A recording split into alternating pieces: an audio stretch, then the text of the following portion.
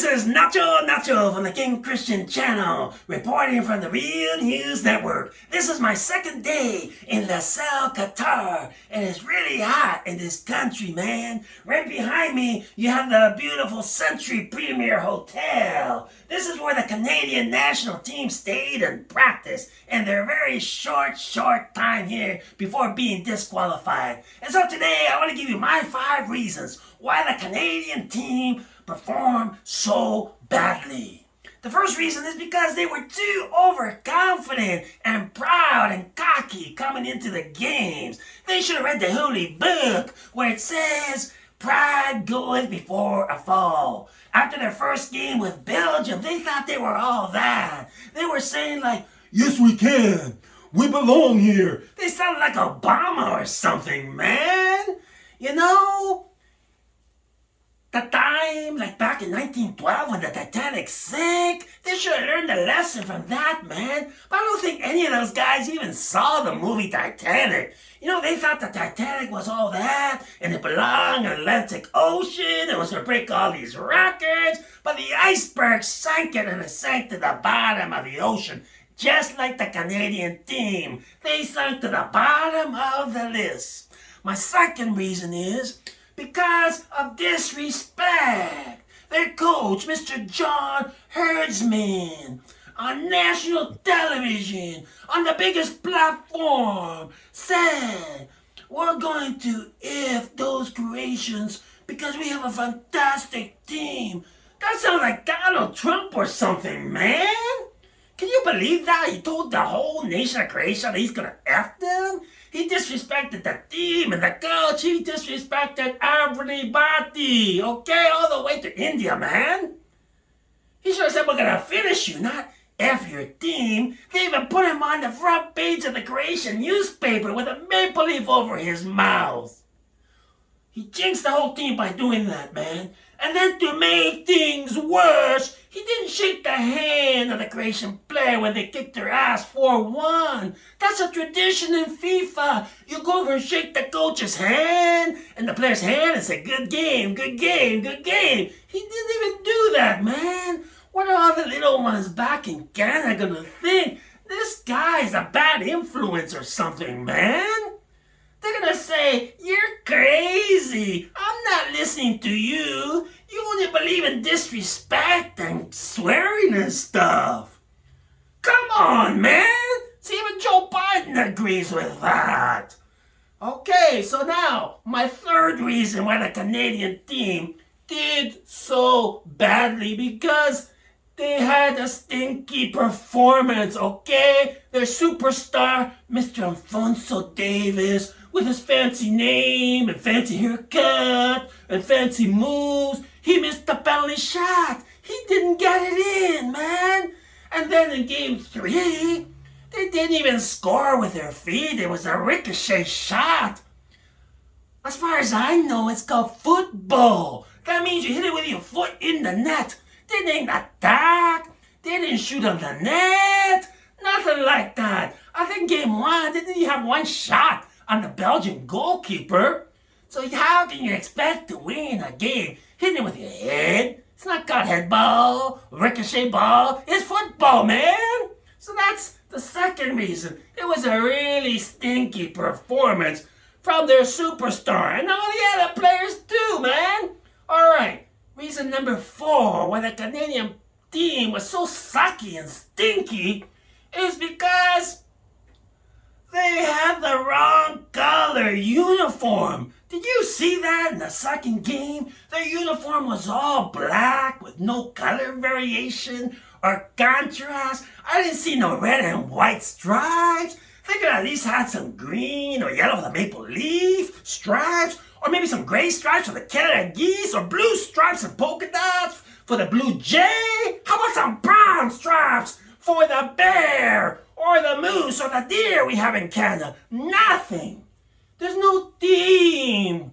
There's no country in the whole world that has an all-black flag. Even the pirates know that. Their flag is black with a little bit of skeletons in the middle and a skull. And on top of all of that, everybody knows That dark colors absorb the sun and make you all itchy and hot and you can't play good?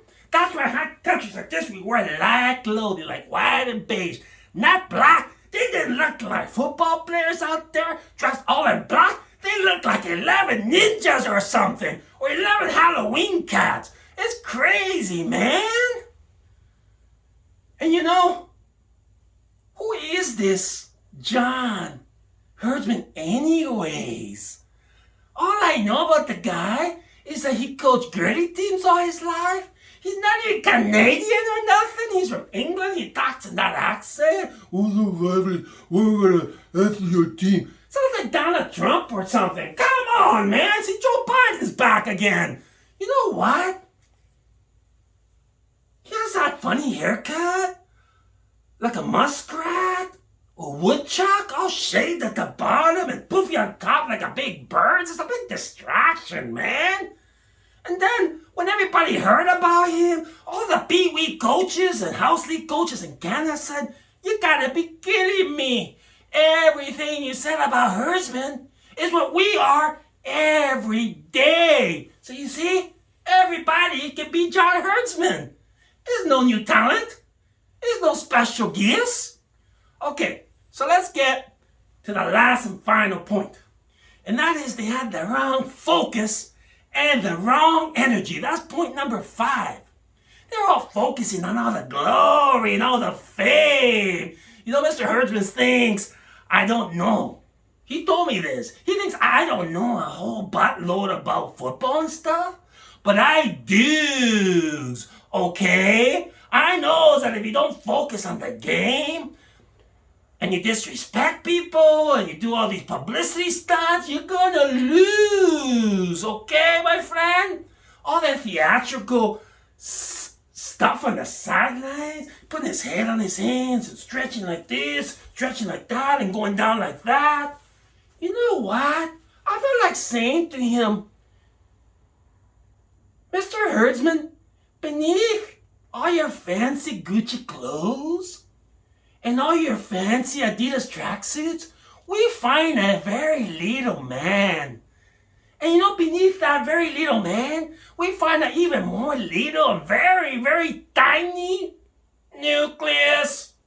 And that's exactly what the Canadian team was, man. They were like a little nucleus on the field compared to all the big nucleuses out there. You know, they were tiny and small. Anyways, and then he thinks he's a big rock star and stuff, you know what I mean? Throwing his, sweatshirt into the stands. Ooh, Mr. John Herdsman, big rock star. Here, have my shirt. I don't want your stinking shirt. This guy is really off his rockers. He has the wrong focus. He's all focused on his funny haircut and fancy clothes and fancy moves. He's not focused on scoring, on shooting on the net. Look at the Japanese, my Japanese friends. I used to think the Japanese were good at ping pong and stuff, and chess, but they're fantastic soccer players. They're fantastic football players because they have the right motive. They have the wrong motto. Their motto is, we don't want to lose like the Canadian team. We want to win. Okay? And the other thing is the Japanese know that to go pro is political. You can't say stupid things like F this and F that. We're going to F your team and don't shake the coach's hand. You have to be politically correct. They knows that. So, the Japanese were underdogs like the Canadians. But what did they do? They beat the ass of the Germans, the superpowers. They beat the ass off the Spain, another superpower. Why? Because they're focused on the game, not on their fancy clothes, not on the drama, not on the theatrics, not on the publicity stunts, okay? Not on their fancy haircuts. They're focused on scoring. They know football is about the foot and the ball. It's not called theatrical balls. It's not called publicity balls. It's not called Mr. Fancy Haircut Balls. It's not called Mr. Stretchy Balls. It's football. Okay, the Japanese knows that. Okay? Did you watch them? They sting like a bee. They attack like a dog. Okay? They strike like a cobra snake. Okay? They bounce like a cat. And that little pussycat, like the Canadian team going meow, meow, meow, meow, meow, meow, meow, meow, scratch, scratch, scratch, scratch, scratch. No, like a big cat. Ah! Like a tiger, or lion, or puma, or cheetah, or cougar. Okay, they bounce and they score. That's what it means to play football. They are the best, the Japanese and the South Koreans, okay? They are fantastic. And I love all the Japanese players in the whole wide world, okay? Don't forget to like and subscribe to this channel. And the more people you get to follow us, the more goodies we will give you. Because we want to be like Mr. Beast and give away nice things. But we can't do it if you don't get all your friends and neighbors and stuff to subscribe, okay?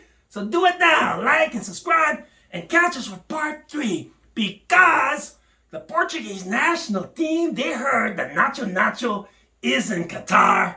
And they invited me to practice with them at their facility at the Autograph Collection Hotel in the town of Samria.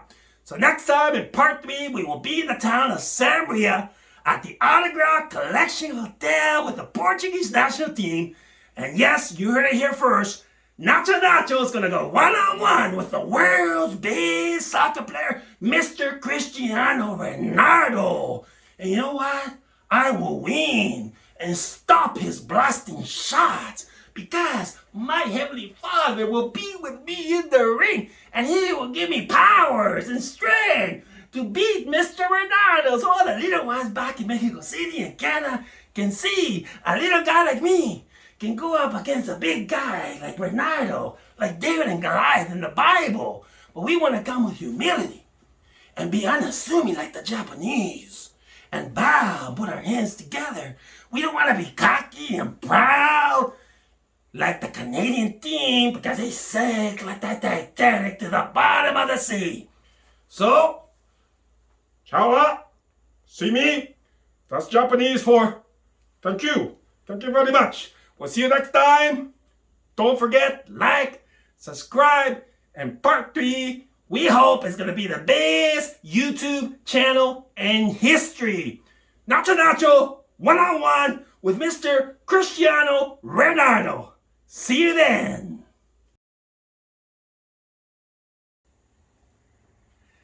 This is the bonus feature for my 5 reasons why the Canadian team was so stinky and sucky. Let's recap. The first reason was because they were too overconfident. The second reason was because their coach was so disrespectful. The third reason was because they had a stinky performance. And the fourth reason was they wore the wrong color uniform in game 2. And the last reason was because they had the wrong focus and energy. Okay? And can you imagine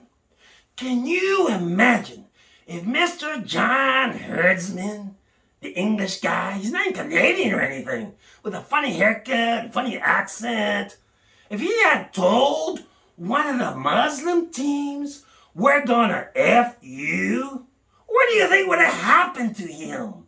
What do you think would have went down? I don't think they would have put his picture in their newspapers with a maple leaf over his mouth, like the Croatians did. I think they would have said, Come, please. Please, come. Mr. Herdman, come. Please, come. Please, come. Now, we kill you. So, boys and girls, do not say the F word to anybody, okay? Because it is a swear word. And it's offensive and rude and disrespectful. And you never knew. If you cross the wrong people, you can get yourself into a lot of hot water. So don't say it. Don't do it.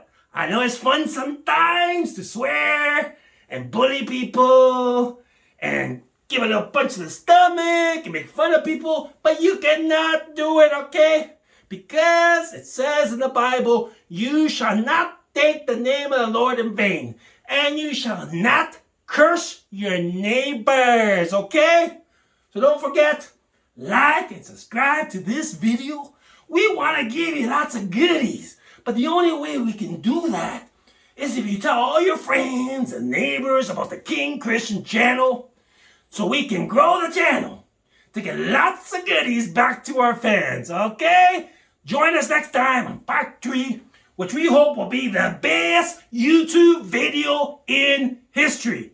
Did you hear me? The best YouTube video in history. Yours truly, Nacho, yes, going up one-on-one against Mr. Cristiano Ronaldo. I'm going to be the guest goalkeeper, and he's going to be taking some really hard shots at me. But we will win, because my Heavenly Father will be in the goal net with me. Yes, he will. So like and subscribe, and we'll see you next time on the King Christian channel.